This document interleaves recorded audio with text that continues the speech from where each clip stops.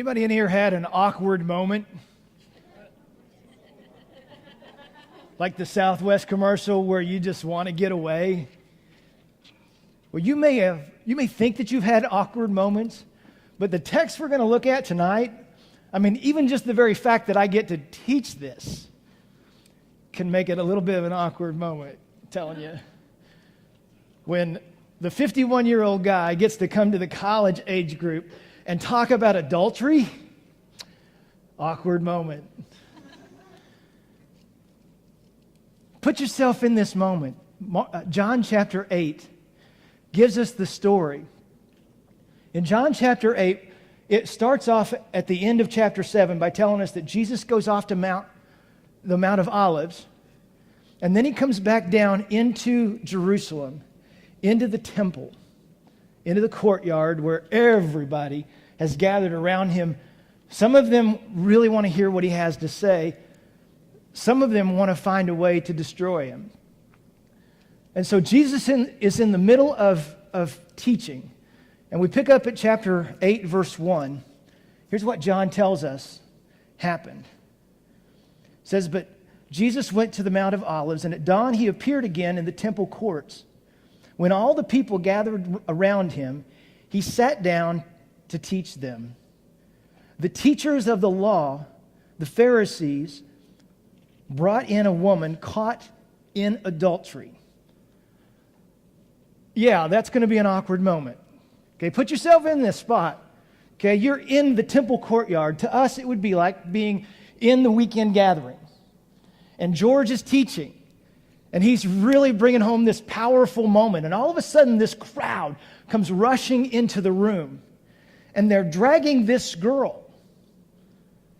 And they slam her down on the ground in front. And they say, "Teacher, this woman was caught in the very act of adultery. The law of Moses says that she should be stoned. What do you say?" And the awkward silence in the crowd begins to settle in.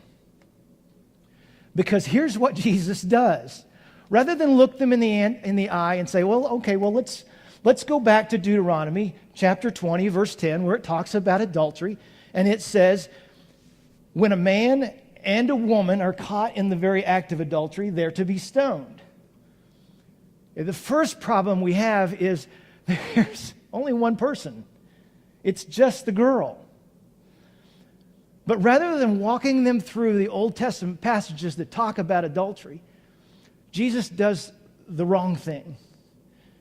He just stops and he kneels down and he just starts to write in the dirt.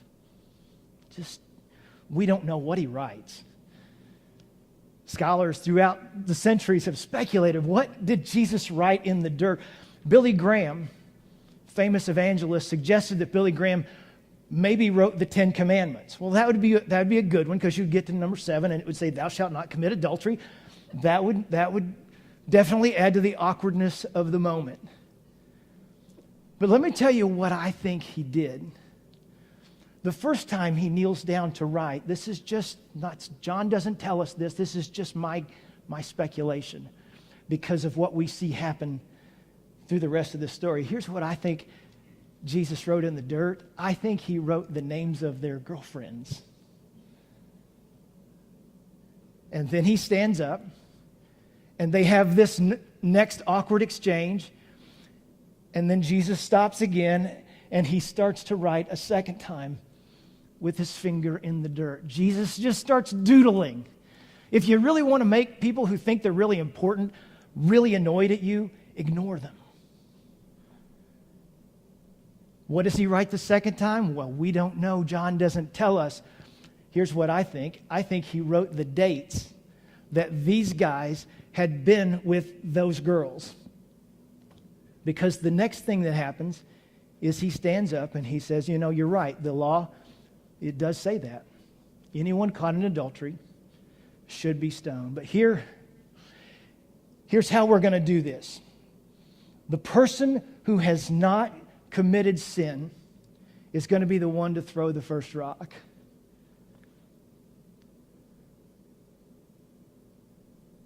And then he kneels down again.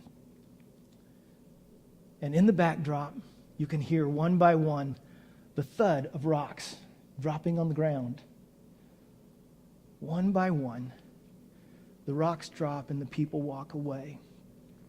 And then we have this beautiful, powerful moment where Jesus stands up and he looks down at this girl. And I want you to just pause for a minute with me, because I want you to see this girl. I want you to imagine what she must have been feeling. Because the simple reality was she was guilty. And here, the very God of the universe, the perfect Son of Man, was now standing over her, looking down at her. And a lot of us may feel like that we've got this thing that we know we can't run away from it, we can't minimize it, we know it's real, that we don't know what to do with. And sometimes we can convince ourselves that this perfect, holy God couldn't possibly want us in his presence.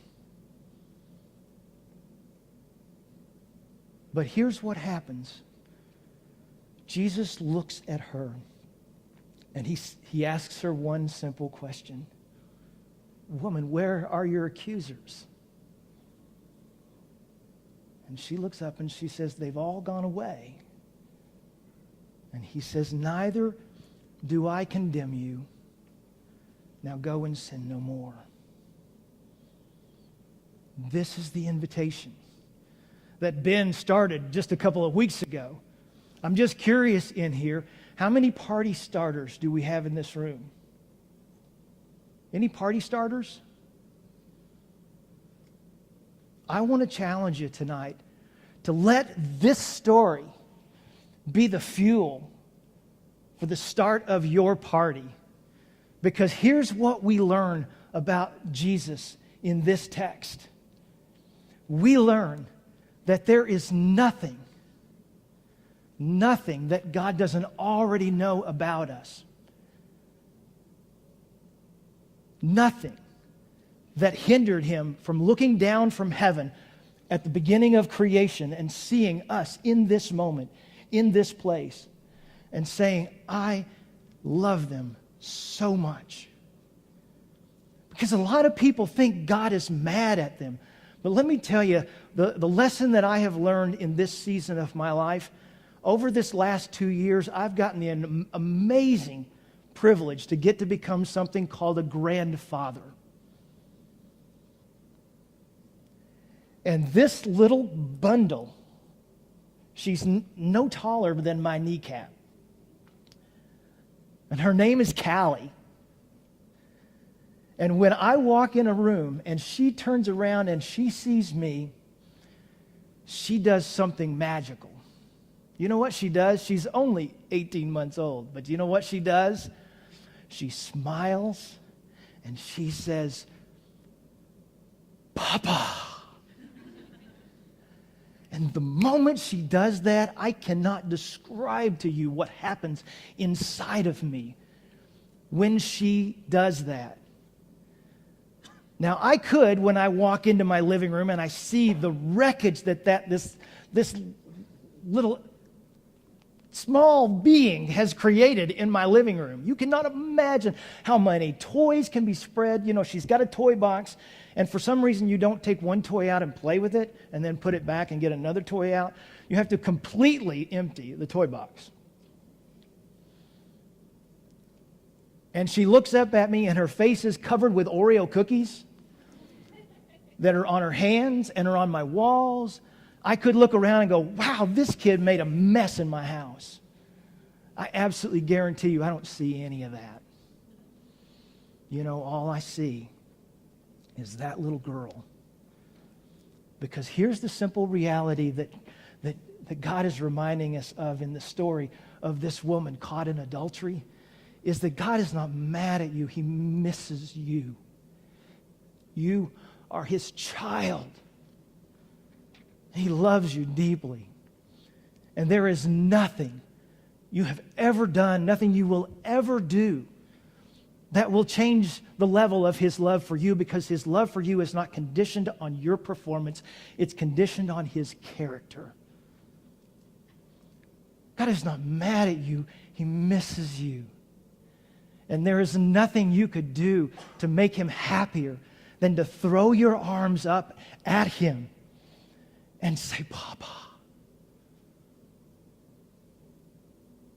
Neither do I condemn you, Jesus said to this girl. Now go and sin no more. And the context of this really is set up in chapter 7. If you go back and look at chapter 7, there are a couple of really key phrases that Jesus throws out that really set up the confrontation with the Pharisees and the teachers of the law, but they also set up this beautiful conversation that Jesus has with a woman caught in adultery. The first one was this. He says, you have been given the law of Moses, yet none of you keep it. Not a single one of you keep it. And then he goes on to say this, don't keep judging by outward appearances. Look deeper and judge rightly. And then he offers this simple invitation. If you are thirsty, come to me, and I will give you a drink of a living water that you will never thirst again.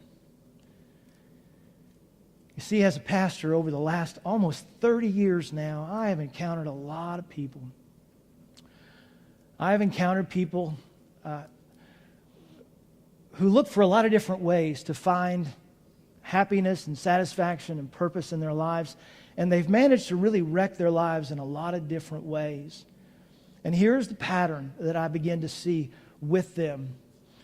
It really comes out of the God story in Genesis chapter 3, when God puts Adam and Eve in the garden, and one day Adam and Eve are out for a walk, and this conversation starts with a serpent and Eve.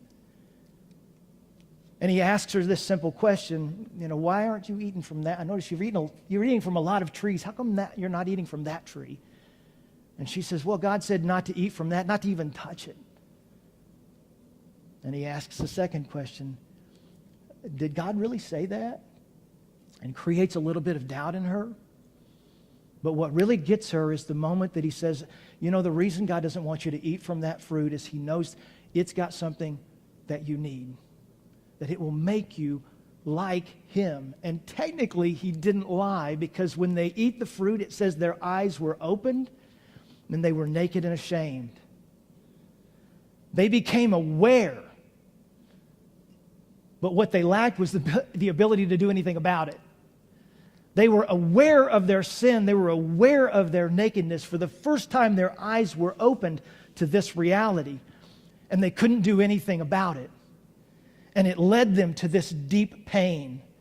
And for all of us, we begin to go through this cycle of shame that starts with a pain of some sort that we then try to medicate in a million different ways, whether it's a chemical or a relationship or an experience. We try to medicate it. And when we do that, we realize that it doesn't really solve the pain problem, and so it creates in us a shame. And so just like Adam and Eve, we began to grab for fig leaves. We do three things. We hide it, we numb it, and we blame it. And the shame leads to isolation, that leads to more pain, that leads to more self-medicating, that leads to shame, that leads to isolation. And like a tornado, it begins to swirl and swirl and swirl and trap us in it. That's why Jesus connects together. Neither do I condemn you. Now go and sin no more. Because the command to go and sin no more is only possible if I'm set free from the cycle. And this girl certainly understood shame, didn't she? She was tasting it in a deep, deep way. And so here's what I want to do. I want to begin to wrestle with this question. If the fig leaves aren't the answer, if hiding it, numbing it, blaming it aren't the answer, what do I do with this? Let me give you three things to do. the first thing to do, instead of hiding it, name it. Call it what it is. Take it to your Father and be willing to say, I don't know, I can't fix this. I don't know what to do with this. Father, if there's, what do I do next? Help me. Because what we learn from 1 Corinthians chapter 10, verse 13, is that there is no temptation what has seized you, but what is common to man. But when you're tempted, that God provides a way of escape. But the first thing I have to do is I have to name it. I have to know what it is.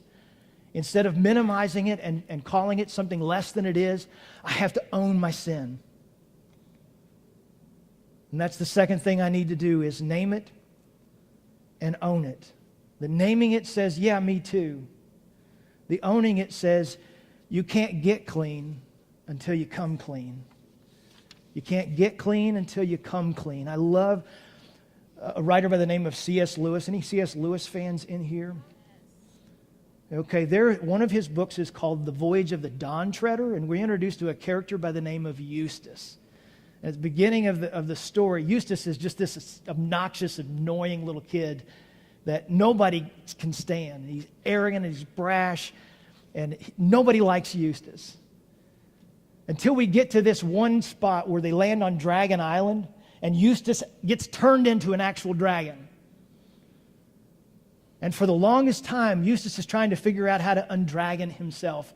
And C.S. Lewis gives us this amazing picture, this moment, where Eustace is standing in front of Aslan, and he's tearing away at his dragon skin, trying to undragon himself. And here's what C.S. Lewis says. Aslan the lion looks at him and says, "You have to let me undress you." So desperate was Eustace that even his fear of Aslan's claws was not enough to stop him from laying down flat on his back, laying anxious on the ground. Hearing what Eustace felt, the very first tear he made was so deep that I thought it was going to go right into my heart. And when he began pulling the skin off, it hurt worse than anything I have ever felt. The only thing that made me able to bear it was just the pleasure of feeling the stuff peel off. Well, he peeled the beastly stuff right off, and just as though I had done it myself the other 3 times, only then it hadn't hurt. And there it was lying on the grass, only ever so much thicker and darker and more knobby looking than the others had been. And there was as smooth and soft as a peeled switch, and smaller than I had been. And he caught hold of me, and I didn't like that much, for I was very tender underneath now that I had no skin on. And he threw me into the water, and it smarted like anything, but only for a moment. After that, it became perfectly delicious, and as soon as I started swimming and splashing, I found that all the pain had gone from my arms, and then I saw why. I had turned into a little boy again. And after a bit, the lion took me out and dressed me in new clothes. I have to own this. I have to own this, and I have to give God permission to begin to tear it away. This is the process the Scriptures call sanctification, this process of allowing over the course of time for God to continue to work through me and in me, to shape me to be something different than I was. Not just a better version of me, but a completely different version. Because anyone is in Christ, he is a new creation. The old is gone. The third thing that we need to do, once we name it, once we own it, the third thing we need to do is to share it. Galatians chapter 6, verses 1 and 2 tell us to restore one another gently. To restore one another gently. Because here's the thing that really bothers me about the story of the woman caught in adultery, is that we really think it's about the woman caught in adultery, but that's not really what that story is about. That story is really about a group of people who had convinced themselves that if they wrapped themselves in the robes of religiosity, that somehow they could hide from God on center stage. And Jesus calls them out. He says, you have been given the law of Moses, and not a single one of you are keeping it. And Matthew chapter 23 goes on to say, you travel 1,000 miles to win a single convert, only to make them twice the son of hell that you are. Because here's the deal. As we try to hide from God, no matter how we shape the fig leaf, God has to chuckle and say, I don't know if you realize this or not, but I made fig leaves. And I see right through them. You are hiding nothing from him. He already sees it. And guess what? He still loves you. You see, that's what I believe. This story becomes fuel for those of us who want to be party starters. Because to me, this is cause for celebration. Because I got news for you. I've been both of these people in this story. I've had times in my life where I've posed as a Bible teacher, and I posed as a guy who really knew church stuff. But I didn't know the Jesus who was really supposed to be center stage. And when I met him for the first time, I was terrified. But then he looked at me, and he loved me. And he said, Brian, it's about time. Welcome home. Because when I look at him, I don't have to speak in Greek. All I have to do is throw my arms up in the air and say, Papa. It's the act of worship. It's what worship is all about. It's acknowledging the fact that we are broken and flawed creatures, but the God of the universe loves us as we are, and he loves us too much to leave us that way. That's why he couples together. Neither do I condemn you. Now, go and sin no more. This truth makes this command possible. So my challenge to you tonight, as we break up into groups tonight to spend some time just talking together, it's really twofold. First one is this. What ways do you need to finally let God throw a party for you? It's time for you to let him throw the party for you. And secondly, who do you know who needs an invitation to the celebration?